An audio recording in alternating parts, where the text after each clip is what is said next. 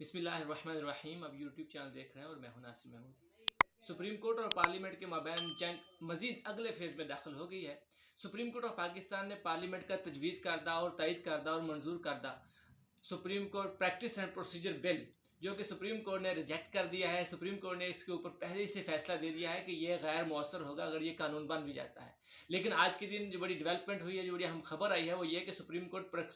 Practice and procedure bill मंजूर होकर अब बाकायदा कानून का हिस्सा बन गया है। ये supreme court practice and procedure bill secretariat ने कानून और कवायद ज़वाबत की रोशनी में तमाम तकाजे पूरे करके प्रिंटिंग कॉरपोरेशन को गजट नोटिफिकेशन का हुक्म दे दिया है। आइन की दफा 75(2) के मुताबिक अगर सदर कोई बिल पार्लियामेंट वापस भेज दे तो पार्लियामेंट का मुश्तरका इजलास दोबारा गौर करेगा, और अगर पार्लियामेंट के दोनों ईवान यानी कि कौमी असम्बली और सेनेट के अक्सरियती अरकान की तायद बिल को हासिल होती है, चाहे वो उस बिल के अंदर कोई तरमीम लेके आए, चाहे वो उस बिल को एज इट इज़ फिर से मंजूर कर दें, तो वो बिल दोबारा से सदर मुमलकत के पास जाता है और सदर मुमलकत के पास वो 10 दिन तक रहता है। सदर मुमलकत उसके बाद उसके ऊपर दस्तखत करते हैं। अगर सदर इसके बावजूद दोबारा मंजूरी के बावजूद दस्तखत न करे तो फिर उसके बाद वो कानून, वो बिल जो है वो खुद ब खुद जो है एक्ट बन जाता है, कानून बन जाता है। सुप्रीम कोर्ट ऑफ पाकिस्तान के सीनियर तरीन जजेस, जिसमें खासकर पाकिस्तान के चीफ जस्टिस ऑफ पाकिस्तान शामिल हैं, उनके तनरुफ़ा के साथ हुकूमत की जो आपस में एक मुठभेड़ हो रही है, जो एक बड़ी अपोजिशन में एक दूसरे के खिलाफ खड़े हैं, तो इस बिल ने एक दूसरे को मजीद जो है वो मुकाबला खड़ा किया। अब पार्लियामेंट और हुकूमत एक तरफ है और पाकिस्तान का जो सबसे बड़ा आइनी अदारा है, जो अदलिया है, वो एक तरफ है। अदलिया के चंद जो सीनियर जज साहबान है एक तरफ है। चीफ जस्टिस ऑफ पाकिस्तान ने इस कानून की जब दरख्वास्त आती है समात के लिए उनके पास, तो उन्होंने इसके ऊपर 8 रुकनी एक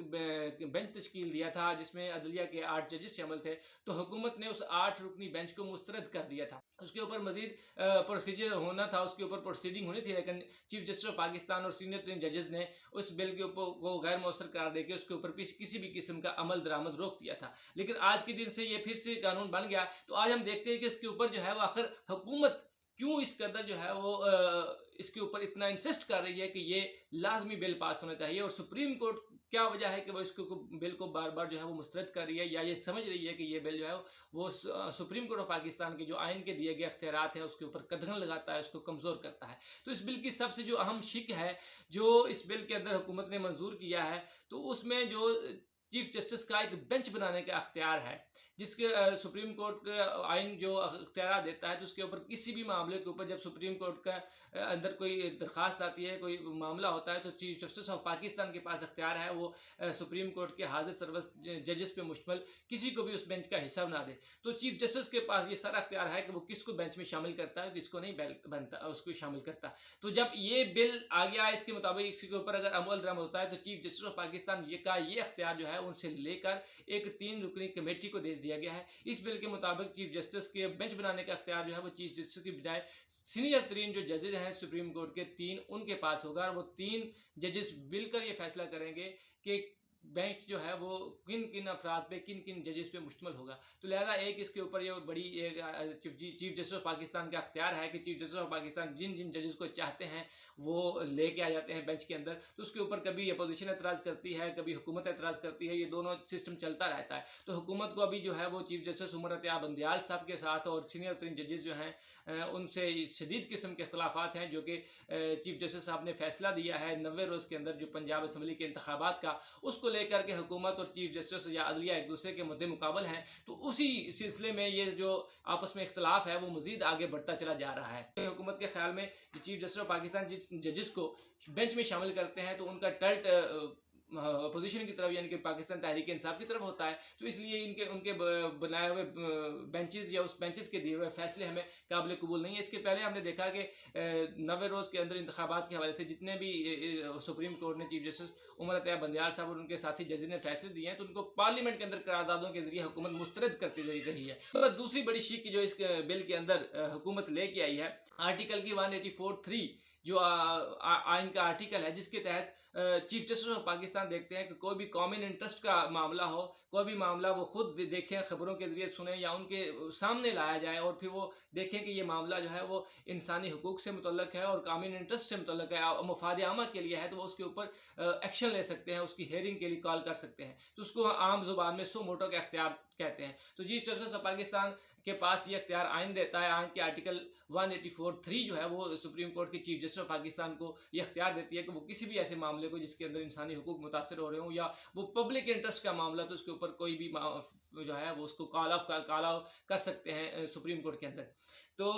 इसी मामले में बहुत सारे ये जो सो मोटो जो पाकिस्तान के अंदर इस्तेमाल करने की जो प्रैक्टिस ज़्यादातर शुरू हुई है, ये शुरू हुई थी चीफ जस्टिस इफ्तिखार मोहम्मद चौधरी से। ये पहले से था आईन पाकिस्तान के अंदर ये इख्तियार चीफ जस्टिस को पाकिस्तान को, लेकिन इसकी इतनी ज़्यादा प्रैक्टिस नहीं हो रही थी, इसको इतना इस्तेमाल नहीं किया जा रहा था। लेकिन हमने देखा कि जब इफ्तिखार मोहम्मद चौधरी साहब बहाल होकर आते हैं, पूरी कुव्वत के साथ आते हैं, तो फिर उसको वो बहुत ज़्यादा इस्तेमाल करते हैं। और उस वक्त मौजूदा हुकूमत की जमातें और ख़ासकर मुस्लिम लीग नून बड़ी मुसर्रत उसमें जो है वो जज्बात अपने शो किया करती थी, क्योंकि उस वक्त जो ज़्यादातर जो फैसले इफ्तिखार मोहम्मद चौधरी के आते थे वो एंटी पाकिस्तान पीपल्स पार्टी होते थे। हुकूमत उस वक्त पीपल्स पार्टी की थी, तो उनको बहुत इसके ऊपर तहफ़्फ़ुज़ात होते थे। लेकिन नून लीग बड़ी खुशियाँ मनाया करती थी इफ्तिखार मोहम्मद चौधरी साहब के सो मोटोज़ पे। तो इसके बाद मुख्तलिफ जजेस सो मोटो लेते रहे हैं, किसी ने कम लिए, किसी ने ज़्यादा लिए। तो ये जो मामला सुप्रीम कोर्ट पाकिस्तान के अंदर चल रहा है, ये भी सो मोटो की वजह से है। तो लिहाजा हुकूमत ने कहा क्यों ना हम उस इख्तियार को ही ख़त्म कर दें जिसके तहत सुप्रीम कोर्ट के अंदर chief justice of Pakistan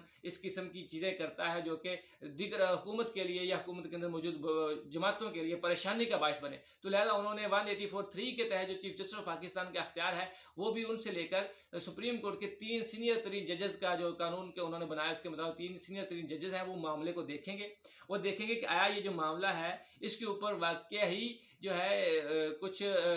public interest का मामला है, इंसानी हकूक़ का मामला है, और उसको प्रोसीडिंग के अंदर लेना बेहतर हो सकता है मफाद आमा में। अगर वो कमेटी इसको ओके करती है, इसको एक्सेप्ट करती है, वो ज़ाहिर सुप्रीम कोर्ट ऑफ पाकिस्तान के अंदर जैसे फैसलों के अंदर होता है कि अगर 3 रुकनी बेंच होगा, 3 रुकनी कमेटी होगी, तो कमेटी में अगर 2 जजेस जो है उसको ओके करते हैं तो वो उसके ऊपर प्रोसीडिंग आगे होगी। अगर उसको कहते हैं कि नहीं ये पब्लिक इंटरेस्ट का मामला नहीं है, इंसानी हकूक़ का मामला नहीं है, लिहाजा इसके ऊपर किसी भी किस्म का सो मोटो लेने का या सुप्रीम कोर्ट को इसके अंदर दाखिल होने का कोई ज़रूरत नहीं है, तो वो मामला वहीं पे ख़त्म हो जाएगा। अब उसके अंदर वो 3 रुकनी कमेटी में चाहे वो चीफ जस्टिस ऑफ पाकिस्तान ये समझे कि ये मामला इंसानी हकूक़ का है और ये पब्लिक इंटरेस्ट का है, इसके ऊपर बात होनी चाहिए, इसकी प्रोसीडिंग होनी चाहिए। लेकिन अगर उनसे जूनियर 2 जजेस जो हैं जो उस कमेटी में शामिल हैं, वो उसको कह दें कि नहीं ये मामला सुप्रीम कोर्ट ऑफ पाकिस्तान के सुनने के काबिल नहीं है, तो इसको छोड़ दें, जो भी हो रहा है अदारों के ऊपर छोड़ दें। तो अगर वो सुप्रीम कोर्ट के चीफ जस्टिस चाहेंगे भी और उसके साथ 2 जजेस नहीं चाहेंगे तो भी वो मामला जो है वो सो मोटो चीफ जस्टिस साहब जो लेते हैं अब तक, वो नहीं ले सकेंगे। और इसके बाद अगर वो कमेटी पे उस पर एक्ट मान जाती है, यानी उसके 3 जजेस मान जाते हैं या 3 में से 2 मान जाते हैं कि हाँ वाकई ये पब्लिक इंटरेस्ट का मामला है, इंसानी हकूक़ का मामला है, इसके ऊपर हमें सुननी चाहिए, समात चाहिए, तो फिर उसके अंदर जो बेंच बनेगा वो बेंच भी फिर वही 3 रुकनी कमेटी जो पहली शेक में शामिल है वो बनाएगी। तो फिर कमेटी के जो जजेस हैं वो भी उस कम से कम 3 अरकान पर मुश्तमिल बेंच बनाया जाएगा, और फिर कमेटी के 3 जज भी उसमें शामिल हो सकते हैं, या वो कमेटी मजीद कुछ और जजेस को शामिल करके 3 रुकनी बेंच कम अज़ कम जो है उस केस की समाअत करेगा। और इसके बाद अगली जो शेक है कि इस 184(3) के तहत वो जो भी फैसले होंगे, जो भी प्रोसीडिंग्स होंगी, उसके बाद सुप्रीम कोर्ट की 3 रुकनी कमेटी या 3 रुकनी बेंच जो है जो फैसला करेगा, उसके ऊपर हुकूमत को या मुतासरा फरीक को या किसी को भी जो है वो 30 दिन के अंदर अंदर अपील का हक होगा। और अपील दायर होने के बाद सुप्रीम कोर्ट ऑफ पाकिस्तान 14 दिन के अंदर अंदर उस पर समाअत करेगी। तो ये मेन इसकी बड़ी शिक्के, इसके बाद मजीद भी कुछ शिक्के हैं। तो ये 3 जो बड़ी शिक्के हैं जो चीफ जस्टिस ऑफ पाकिस्तान के अख्तियारात से मुतल्लिक हैं। लिहाजा इसीलिए हुकूमत को बहुत ज़्यादा जल्दी है कि चीफ जस्टिस ऑफ पाकिस्तान खासकर उमर अता बंदियाल साहब के मामला जो इस तरह से चल रहे हैं हुकूमत के खिलाफ, वो दोनों मुद्दे मुकाबले हैं, तो हुकूमत जल्दबाजी में ही ये काम सारे कर रही है। तो उन्होंने आज ये इसको लागू कर दिया है, उन्होंने इसको पार्लियामेंट में मंजूर होने के बाद आज इसको गजट भी नोटिफिकेशन जारी कर दिया, तो ये बाकायदा एक्ट का हिस्सा बन गया है। जबकि सुप्रीम कोर्ट ऑफ पाकिस्तान का ये मौक़िफ़ है कि चूंकि ये जो बिल है ये आइन की बुनियादी रूह के मुसादिम है। अब आइन की बुनियादी रूह है कि आइन जो है वो पाकिस्तान का एक रिटन आइन है, 1993 का जो कॉन्स्टिट्यूशन है उसके अंदर